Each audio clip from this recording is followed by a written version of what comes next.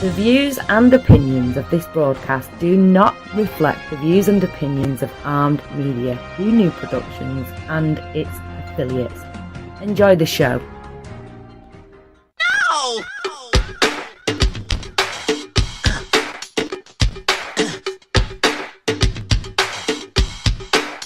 I'm going down to Alphabet Street. I'm gonna crown this girl that I meet. I'm gonna talk so. Happy Tuesday, everybody. It is once again time for the F word. It is Tuesday night. It is 10 o'clock on the East Coast, 9 o'clock here in Minnesota, and what is it, 7 o'clock on the West Coast. But you know what? All that matters is we have time to be together to talk. And, you know, gosh, it's Halloween time. And I had a great time this weekend at a Halloween party. I'll tell you about it a little bit. But I, first and foremost, want to welcome my beautiful, lovely friend, and I would call her family by now, too, Marybeth. How are you? Thank you for joining us. Thank you so much for having me, Cathy. I'm thrilled to be talking to you. I know. I always have fun talking to you. I love talking to you and everybody. So Marybeth comes to our family through a beautiful young lady and a handsome young man, my son and her daughter. And they fell in love, and they're going to be a happily ever after story. I just pray that that's what's going to happen, because I can't imagine. Here's a really good F word, Francesca, not being in my life. So this is the F word. So anytime you can think of any good F words, Marianne, I'd love for you to bring that up. But let's talk about this for a second. So one of the F words, family. I want to know more about your family, where you grew up. You've got a great story. So people like to hear stories. They like to hear about happy endings. They love to hear about how you overcome obstacles, all that good stuff. But first of all, my darling, beautiful friend, tell me about you. Where did you grow up? Well, thank you. My gosh, that's a pretty amazing introduction there. Well, I grew up in Buffalo, New York, but I was born in Dublin, Ireland, and I was adopted when I was almost a year and a half old to a family in Buffalo, New York. And my sister, Colleen, who is 3 years younger than I am, she also was born in Dublin to a different mother, and she was adopted into our family as well. Wow. And can I ask this? So, I mean, was there something going on back then where people were adopting from Ireland? Well, my parents at the time, I was born in 1953, to give you an idea. So you're a baby still. During that time, my parents were having trouble having a baby, and they were looking stateside for a baby. And they had my parents were Catholic, and they had a friend who was a nun who was traveling in Ireland who said, "You should try to adopt a baby from Ireland. They have lots of babies."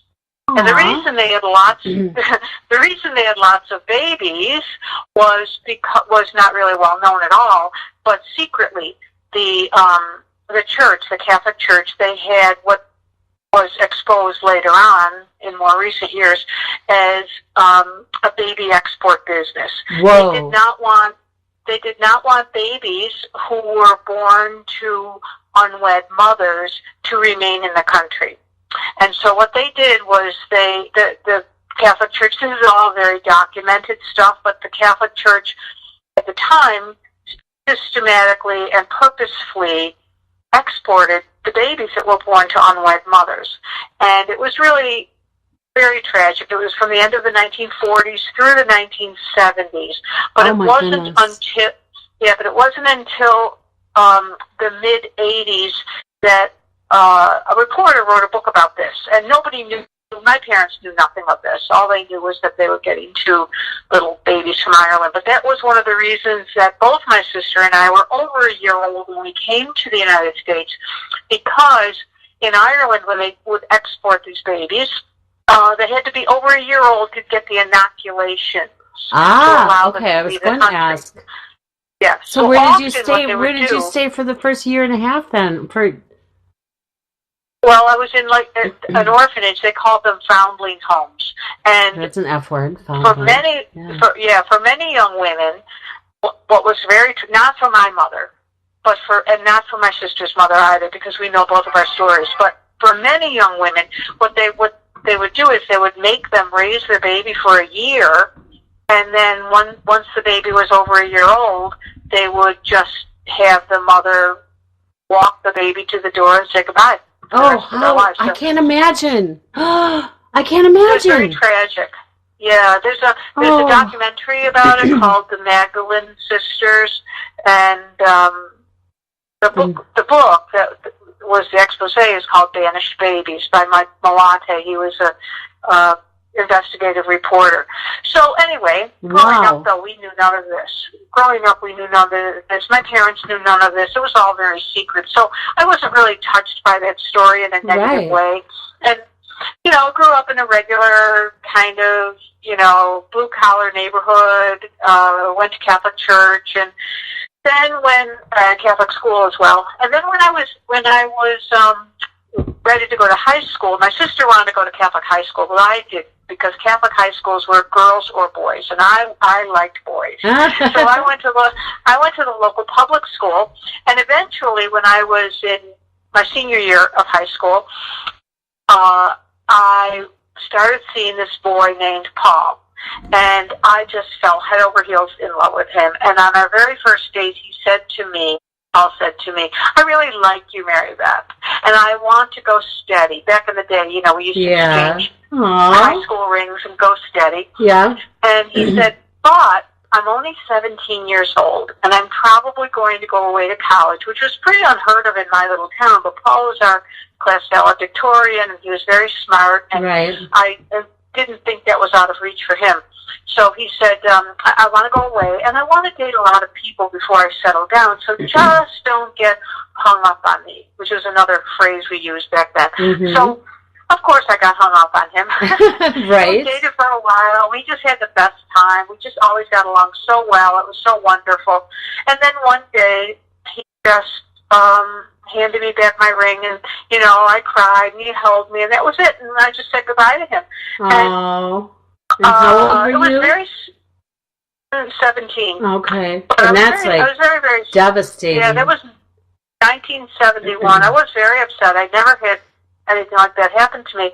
But I also thought, even though I was young, I thought to myself, if you really love someone, if you love them unconditionally, you want for them what they want for themselves. And if he wanted to go out and date other people, even though I didn't want that, I had to honor choice. Wow, so that's so mature. I don't even know where that exactly came from, but that's the way I felt. And then, I went on to date other people, and, we would see each other occasionally here and there, but we never dated again. And one time when we went to the same, actually, he didn't go away to college. He went to the same college I did, the University of Buffalo. One time we ran into each other, and he asked me out, and my heart just leapt. And he came to me the next day and said, "Marybeth, I can't pick you out because I'm still not really ready to settle down, and I don't want to hurt your feelings." So that was it. And then I lost track of him, and I went on to marry. I had a little starter marriage for 7 years to a very lovely young man.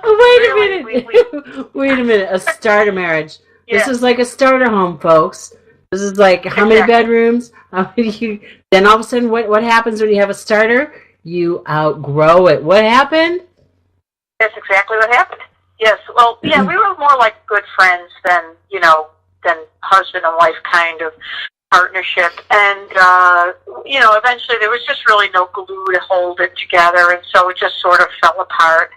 And, one day I just said to him, I really love you, but I don't love you the way a wife should love a husband. And he said, I know. And that was kind of the end of Wow. it. But, you know, yeah, That's but sweet. he went on to get married. We had no children. We had a pretty home, but we had no kids or anything. He went on to get married to someone else and have a happy family, so he was fine. Mm-hmm. And I met my second husband, Frank, a lovely guy, and by this time I was, I had finished college and gone to graduate school, and I became a teacher, and I loved my job, and my second husband, Frank, he was... That's an F word, anxious to be a everybody, if you're teacher, not too. keeping track. Frank, F word. Okay. Yeah, so I met Frank, and I was attracted to him because he was fun and funny and a great guy, Mhm. and he had a big family, big Italian family. Wow. And he was really, he was, I just felt like kind of embraced by the whole thing. Mhm. And so Frank and I got married, and we had 20 years together. Frank and I. Wow. That's good. And great guy, and we had 2 children Mm-hmm. together. My Francesca, who Yes. is now in love with your Keaton. I'm so and I- happy about it. Yes, well, we world of Keaton as well. He's just adorable. And then I have my James, who's 3 years younger than Francesca, both young adult Yes. kids now. And Frank is a great dad, and he was he just retired from his teaching job. Wonderful guy. But wonderful family, but we never really kind of were on the same page. Mhm. To this day, I kind of scratch my head and say, I'm not even really clear exactly what happened, except that we never really gelled, and the funny thing was is that we're both family people, talk Yeah. about your F word. Right. He was a teacher. He would be home every day at 3 o'clock. It wasn't like a horrible, hideous thing. I loved him. He loved me. But it just wasn't working. And we went to counseling for many years, which I'm proud of because I Right. learned a lot from counseling. And I'm very happy that we did. But it wasn't making the relationship any better. Right. And then online, I reconnected with Paul. Now we're talking about decades later. Right. And I had said to Frank before I even connected with him, I said, hey, I saw my old high school boyfriend on this, we didn't even call them social platforms back then, Cathy. I just said on the computer, and it was a precursor to Facebook. Facebook Right. hadn't even been invented Oh, I'm yet. trying to remember what it was called. It was called Classmates. Classmates, that's And right. Each high school had its Yeah. own little page on the thing. So Mhm. I saw his name, and again my heart leapt. Oh, gosh. And I said to Frank, "Do you mind if I correspond with him?" He said, "No." I said, "Oh, great." And so I did. But what happened was Uh-oh. the feelings that had been from so many years ago came rushing in, Mm-hmm. and so we corresponded for a while, just emailing, and we would talk to each other on the phone.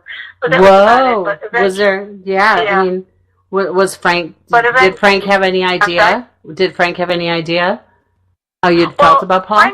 Frank knew that I was corresponding with him because I had told him that. I mean, Mhm. initially, Right, of course. But what none of us realized was going to happen was that all these feelings that were from literally decades, over 30 years earlier, Wow. that they would come up again. And so eventually, I would like to tell you, it was me that we really need to kind of not do this. Right. But it was Paul who said that. He said, I really think we need to focus on our own thing. Mm-hmm. And so we did, and we didn't correspond at all for years. Wow. And in those years,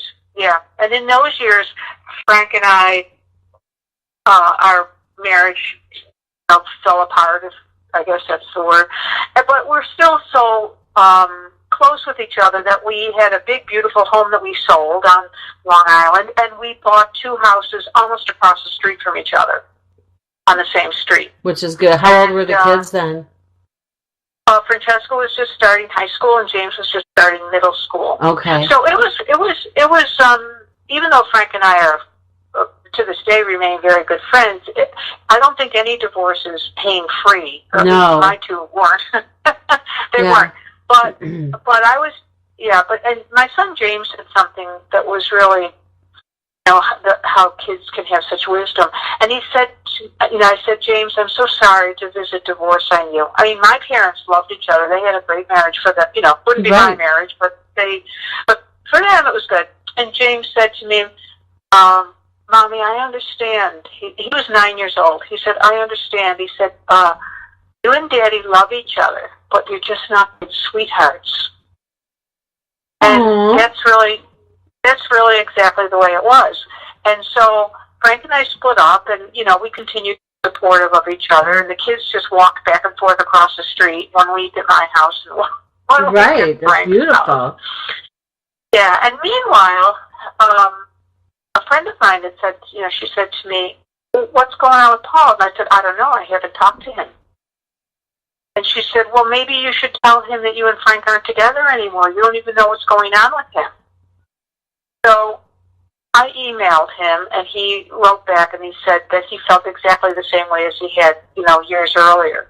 Oh, wow. Yeah, but he was it's a very painful thing to leave a marriage or whatever.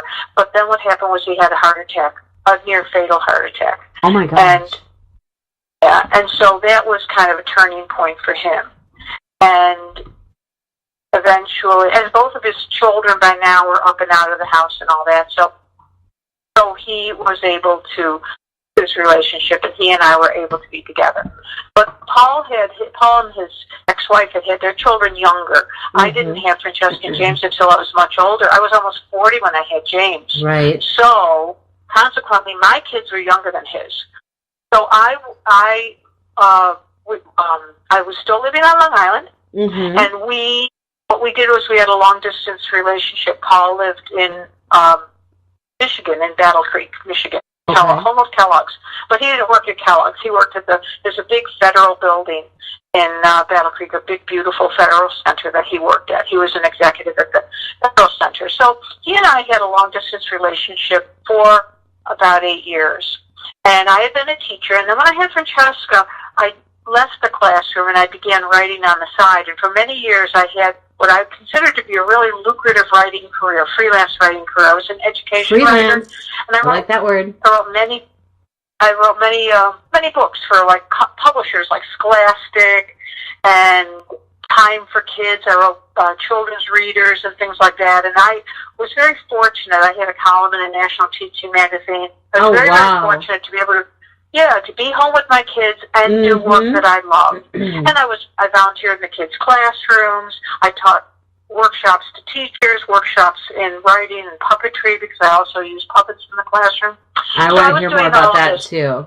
But then when the economy crashed, before the economy crashed, I was having difficulty getting work. I didn't realize it at first, because I was smart enough to work for lots of different companies, so that if any one of them, if an editor left and a new person came in or something, or somehow I lost that contact, I would have others. So I had many different contacts that I worked for, but what was happening was they all started drying up, and it got to the point where I couldn't make a living. I didn't have any money. I was draining my savings at a rapid rate, and I just couldn't keep up. And then the economy crashed in 2009. I had taken 2 separate jobs, in-house jobs, one in a marketing department and another as a catalog copywriter for a company. And both jobs, I was just let go from.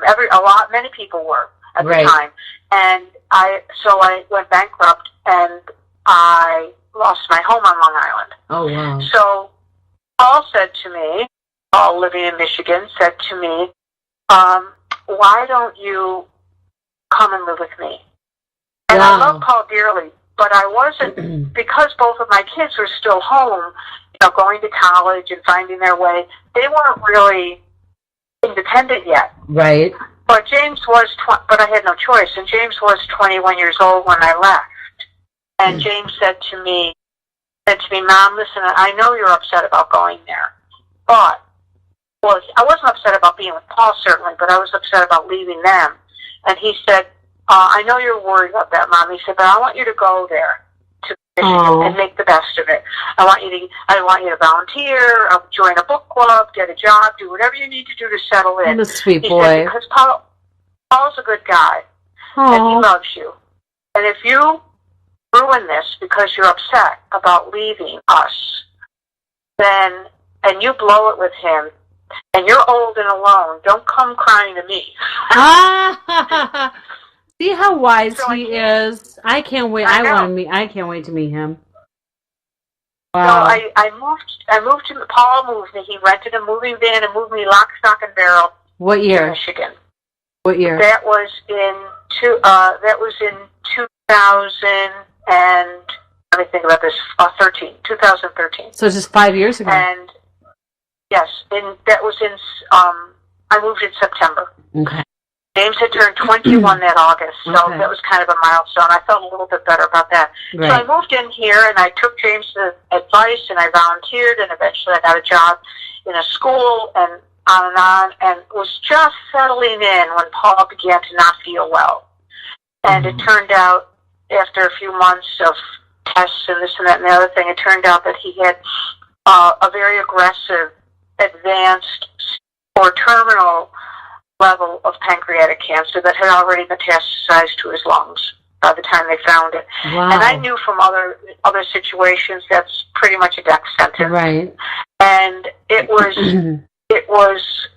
so incredibly scary and horrifying. And but Paul lived for 18 months beyond that before he passed in 2016. When did you? I'm sorry. When did you get married? Well, what happened, that was kind of funny because, even though, I was here trying to acclimate before he was diagnosed, I still missed the kids, and I still had a foot here in Michigan and a foot in Long Island, and, every opportunity I went back to see them and whatever. And the minute he was, I didn't marry, I didn't get married because I thought that would be one more step away from the kids and their big family over there on Long Island. So we didn't get married. And Paul didn't press me. He wanted to get married, but he didn't press me because his whole thing was whatever you want. Whatever you want. He would say whatever you want as long as we're together. Aww. So the minute he was diagnosed, second he was diagnosed, I said I want to get married. I want to be family. And and all that worry about the kids, and if I'm over here, they're going to forget about me, and silly things, stuff they told me was silly. Didn't matter. All of that, it fell away in 1 second. And I talked to Francesca about it that day, and I said to her, it just seems so foolish. And she said, Mommy, when you have a crisis in your life, your true priorities come to the fore. And that was true. That was true. Wow. And so he lived a year and a half after that, and I spent every moment focused on him and really just trying as best as we both did, try our very best to appreciate every single second of it, every single moment of it. And he was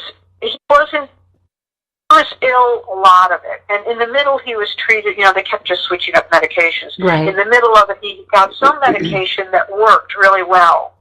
And he actually had maybe 5 or 6 months where he got better and looked like himself and felt better. And we just really made the most of that time. But the ending months, for anybody who's gone through a cancer journey with a loved one, it's a very painful thing to watch somebody you love, in such agony, really. But I learned a lot about myself. I was just totally devoted to him, and never complained. He just was really a paragon of virtue. I mean, he just really always still was, very, very considerate of me. Anything I wanted, it was just really an amazing thing, and it made me appreciate him and myself and us more than ever, more than I could have if he had stayed well. Yes. So, and then of course we take it for granted. We take it for granted. Yeah. I think it's almost impossible not to. I think it's a very ordinary human thing. You can't, you relax into a comfort level that allows you to live day to day. So then when he finally passed, then I felt like a train hit me, even though, of course, I was anticipating it that whole time. But the amount of love for him just went through the roof.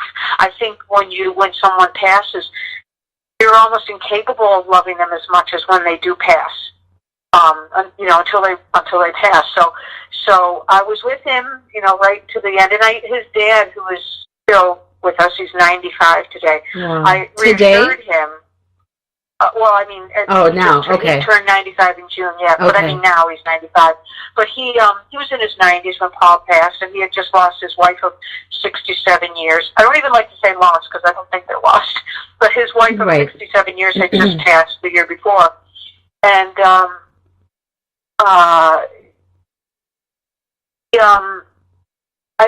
I reassured him by telling him Paul was never alone, not one step of the way. Right. I was with him every step of the way, and a lot of people don't have that. They die alone, or they suffer with no help. So I was, I was really very, very happy about that. Paul has 2 sons, my stepsons, who are very loving and supportive. So as painful as that whole thing was, there was a great deal of beauty in it. And when Paul passed, though, I actually felt like a train hit me. Right. I just really couldn't. I had trouble even getting out of bed.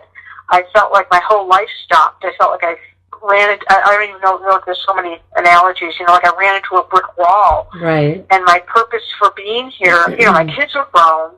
My career, I just worked in a school locally here, and as an assistant. I couldn't teach in Michigan because they don't have certification reciprocity with New York.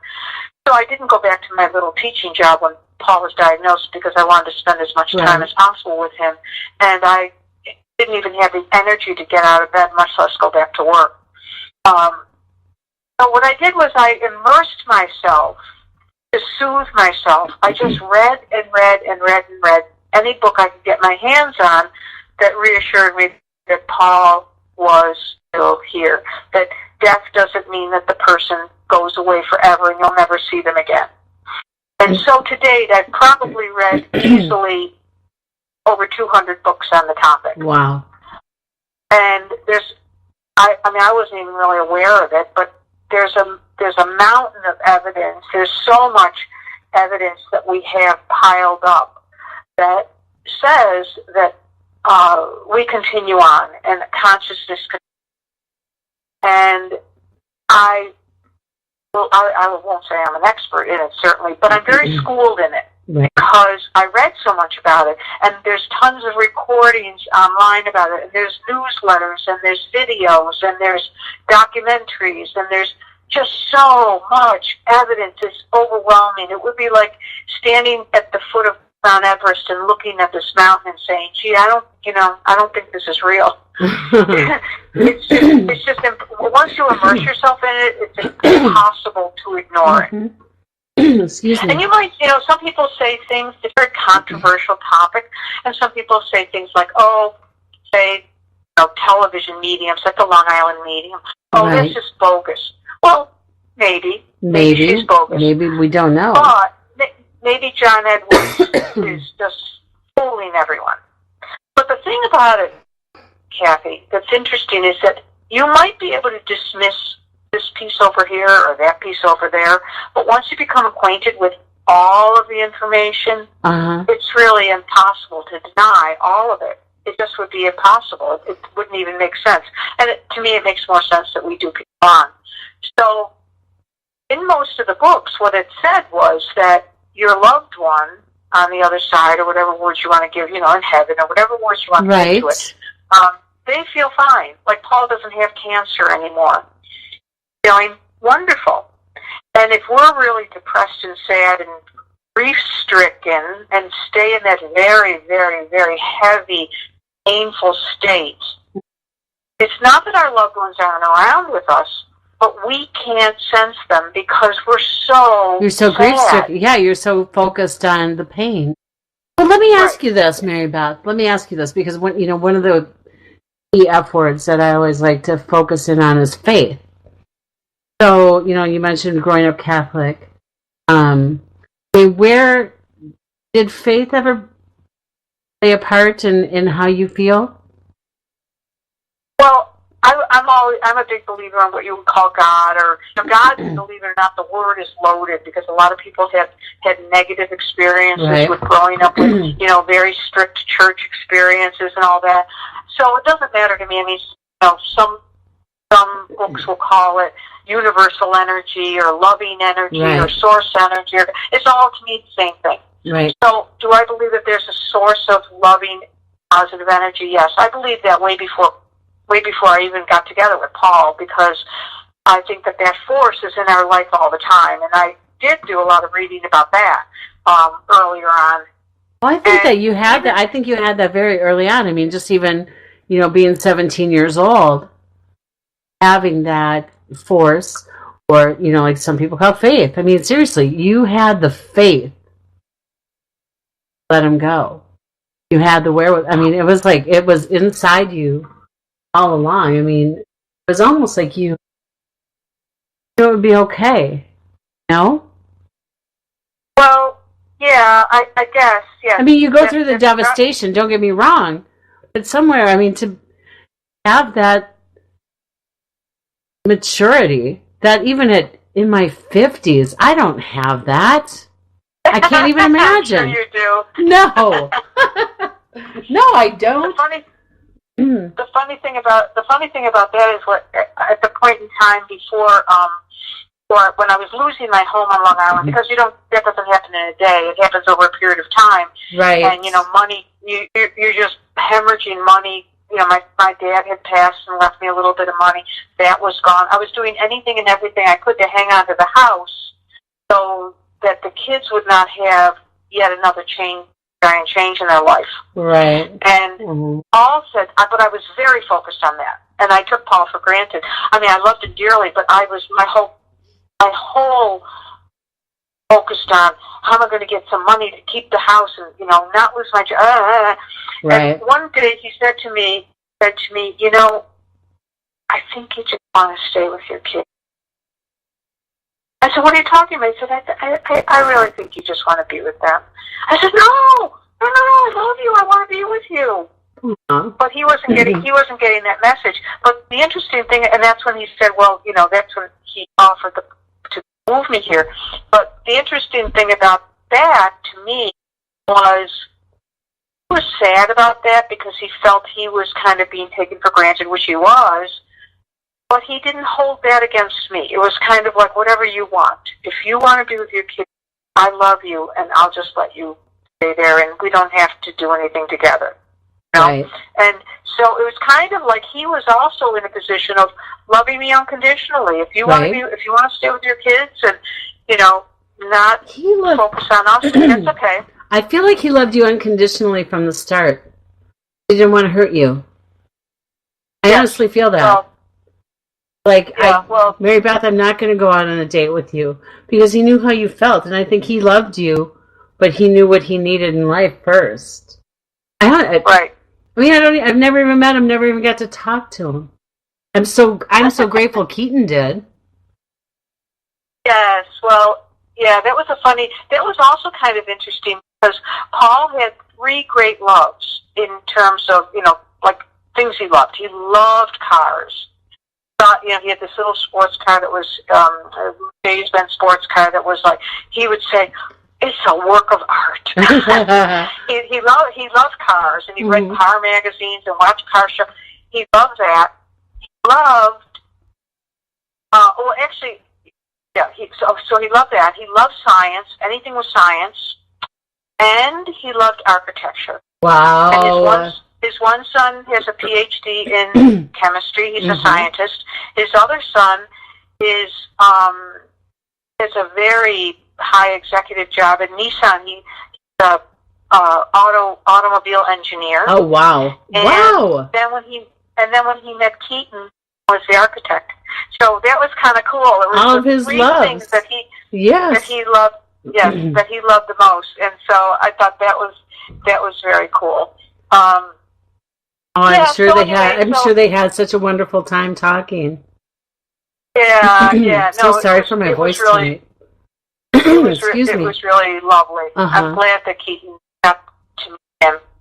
So I was reading. So after Paul passed, I was reading all these different books about, oh my gosh. Well, let me tell you a little other piece. When I was going down the tubes financially, I found my biological family in Ireland, and Paul said to me, "It's a big long story, too long for this little." Well, trust me, we can be on here another time too. So, but Paul said to me, "Marybeth, you have to go." My parents have both passed. I learned that.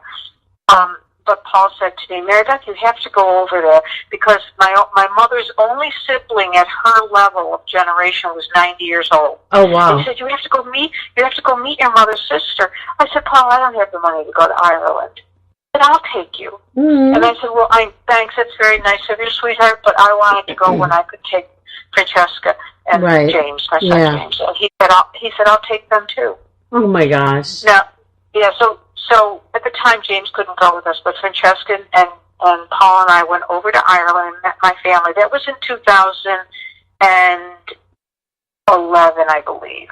And then when Paul was diagnosed, that was 5 years later, and he passed 6 years after. 6 years after they met us. Yes. Mm. The day after he passed, my Irish family was on the phone, and they said to me, "Come, let us take care of you." Oh, okay. Yeah. So I couldn't even get out of bed, much less go to Ireland. Right. It took me about another year and a half before I could get there. But I did go there.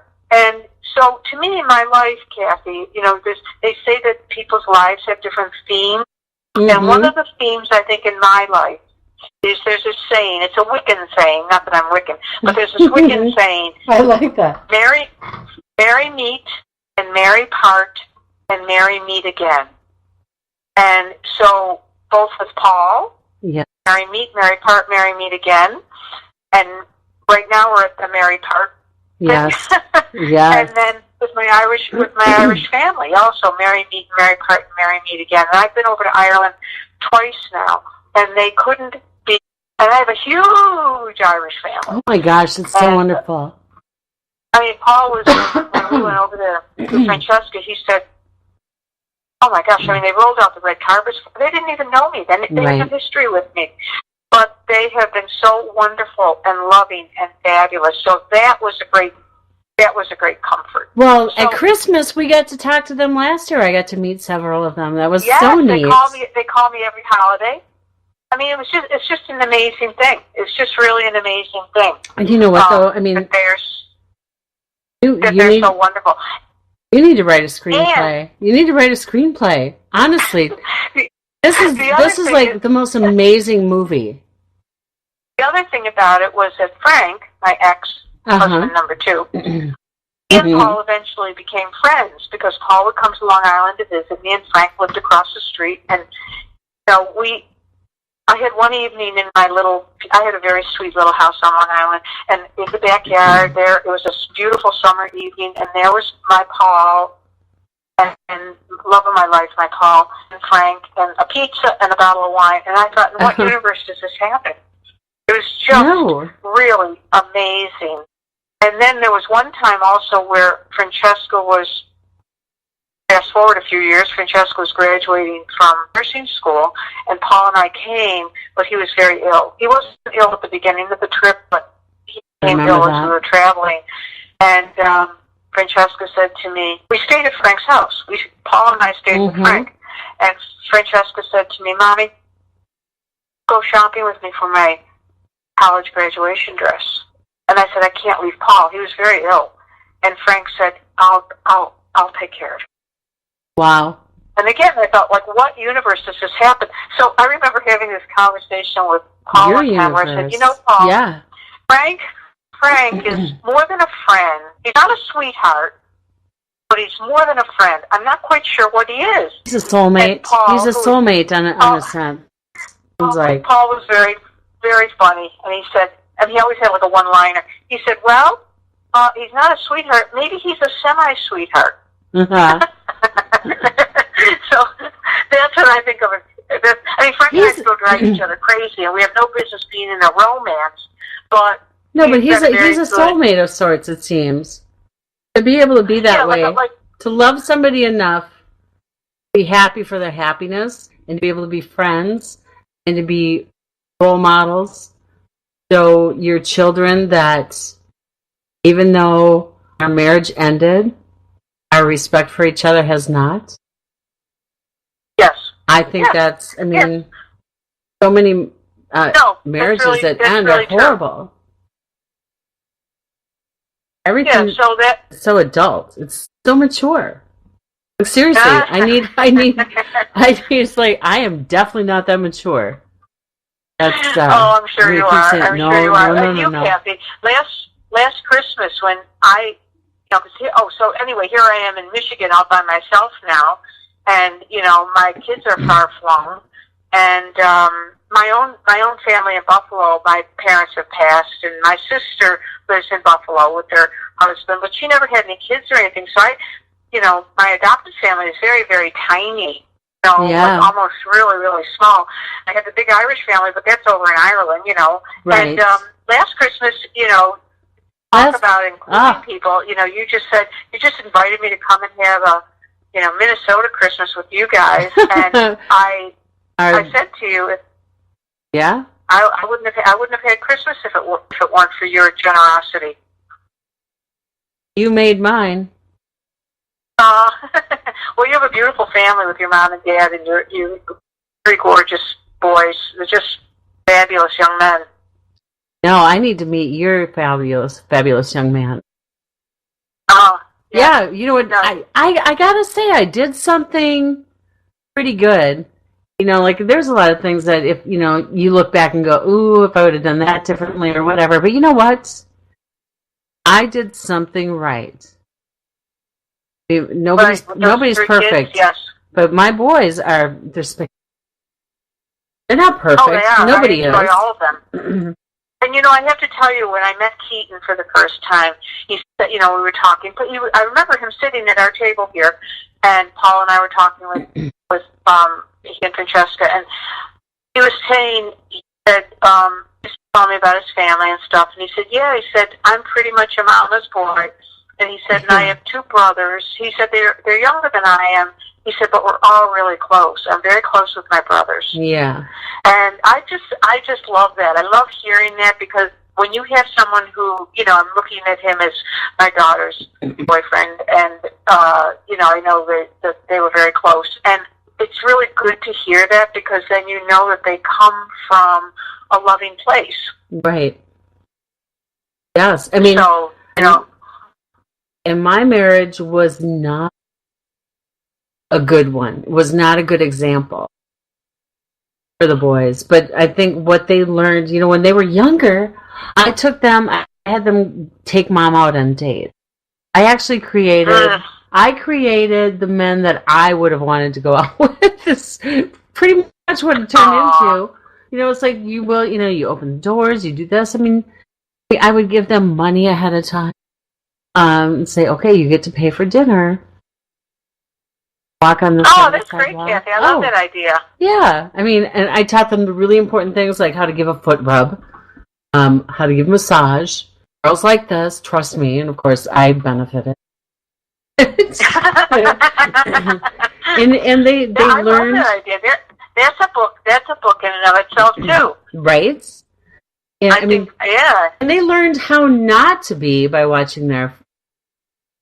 But there's that can happen too. I mean, when I grew up in this very strict Catholic schools, where I think they were just almost downright abusive to kids, I said to myself in my head, as a kid, I never got in trouble because I was just so terrified. Oh my gosh! I remember thinking, I will never treat children like that ever. And so I made my mistakes as a parent, but I have a good, loving relationship with both of my kids. And, you know, I tell them when you become parents, you know, you're not going to say and do every single thing perfectly. No, none of us do. No, none of us do, you know, but I love my kids. I love spending time with them, and you know, that's all really great. But I just wanted to add, I don't even know where we are time-wise, but I just wanted to add that... We're good. Okay. I just wanted to add that what happened, which was kind of, I think in some ways maybe unusual, what happened was that after Paul passed, I was all steeped in grief. And grief is, you know, my parents passed. A beloved aunt I had passed. Oh my gosh, I love my aunt so much.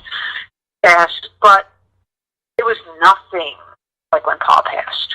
That was, I mean, I had never gone through, you know, I've gone through divorce, I've gone through bankruptcy, I've gone through foreclosure. My home on Long Island was foreclosed on. You know, I've gone through relocation, I've gone through menopause. Oh, right, that in itself. Nothing was like having, you know, basically I lost my career. My writing career really hit the skids because everything went online at the same time that the economy tanked, and so the way I made money that I thought would last forever just, you know, went away. All of a sudden it was like I was selling anvils or buggy whips or something. So, at any rate, when Paul passed, it was a pain unlike I've ever experienced before, and I wasn't suicidal, but I didn't really think I thought the pain itself would kill me. Right. It was so painful. Makes sense. And I told both James and Francesca, I said, I love you with all my heart, but I don't want to be here. I didn't. I wanted to be with Paul. Yeah. And no amount of, you know, friends, like, for example, when I lost my home, well, you can get another home. You can get another career. You can get another, you can pull yourself up and start all over again. This is not the situation when you have someone who's and it depends, you know, people lose children or they're very, very close with their parents or something. Mm. You know, you can't, they're just not coming back. And so there's nothing you can do or anyone can do to fix that. But when I read all these books, many of them said that the secret was, first of all, your loved one went nowhere. Your loved one is with you. Not only are they with you, but they're not in some, you know, people say rest in peace or in heaven. Or heaven is right around us. It's just that we can't see them because we can't interpret them ordinarily with our ordinary human senses. I learned that. And what I learned was that the trick was to make yourself feel better and better and better in other ways of thinking about them. Mm-hmm. And eventually the scale would tip and you wouldn't feel so much grief, but you would begin to feel them you. And so what I did, it took a long time. It took months and months for me to do this. But I started picking out, you know, I was sitting here in my house with nothing to do. And really I had, you know, a few new friends, some of Paul's friends, but I had no friends, no family, not one family member here. And so what I started to do was pick out things that I could do to make myself happy. And one of the first things was to volunteer in a school because I love being with kids. So I did that one day a week. And I would come home at the end of the school day and go to sleep for the night because I felt like the grief felt like it beat me up physically. Mm. Then what I did was I looked up Toastmasters because Toastmasters is the international group that helps people learn to speak. And so I looked it up, and the Toastmasters group was held in the big, beautiful federal building where Paul had worked for 3 decades. So I went there, and it was very hard. How hard was that at first? Was it hard, or was it lightning? Well, at first I was excited to be able to go in there because you can't just walk into a federal building. You have to be cleared and everything. But I was allowed to go in, and at first I remember visiting that place with Paul. So at first it was nice, but then the grief came up, and I could barely get out of I sat in my car for half an hour the first time, sobbing. But then little by little by little, felt better. And a lot of the people in my Toastmasters group who work at the Federal Center, they knew Paul. And they would tell me little stories about him. And, you know, little fun things. Wow, what a great guy. Oh, he office was next to mine, and, I never walked by his door that he didn't motion me in. We had a few laughs together, things like that. So that was really fabulous. And then I decided to take up tap dancing because it was something I always wanted to do. I love it. My lifelong friend, Tracy, is a tap dancer. She teaches. She does this with seniors. She just tap to seniors in the nursing living facilities. Well, it's amazing. You love it? Francesca, who had danced for many years, said, "Wow, Mom, I tried tap. That was really hard." And tap dancing is much harder than it looks. It looks right. Like the littlest step is take weeks to learn because it's all counterintuitive. But tap dancing teacher, I called up the local studio, which is right down the street from me, and I said, "I'm thinking of taking tap dancing, but I'm kind of on the older side," because I think I was 64 at the time. And she said, "Well, I just turned 70. So I thought, well, all right, and I mean, I can't, I have to be in better shape than she is. Well, meanwhile, this woman owned the studio since she was 18 years old. Oh my gosh! And she has a shape like Barbie. She's beautiful. She's lovely. She's wonderful. And the people, it's just a really fun thing for me to do. So the other F word I was thinking of was fun. My life, I always have gravitated toward things that, helped me have fun. Right. And so eventually what I learned, this took a long time, but eventually what I learned over time was that my grief was going away. And it eventually wasn't there at all.